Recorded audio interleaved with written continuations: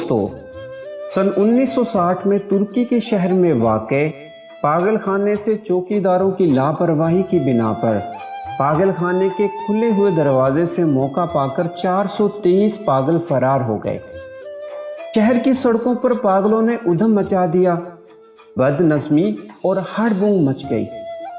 ہسپتال کی طرف سے شہر کی انتظامیہ کو اطلاع ملی، ماہرین مسئلے کے حل کے لیے سر جوڑ کر بیٹھ گئے۔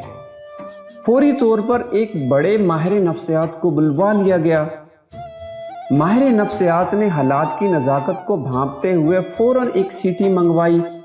ہسپتال کے عملے اور انتظامیہ کے کچھ لوگوں کو چھکڑا بنا کر اپنے پیچھے لگایا، گاڑی بنائی اور وسل بجاتے چھک چھک کرتے سڑک پر نکل آیا۔ ماہر نفسیات کا تجربہ کامیاب رہا۔ سڑک پر چلتے پھرتے مفہور پاگل ایک ایک کر کے گاڑی کا حصہ بنتے گئے۔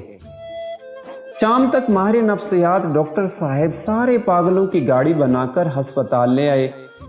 انتظامیہ نے پاگلوں کو واپس ان کے وارڈز میں بند کر دیا اور ڈاکٹر صاحب کا شکریہ ادا کیا۔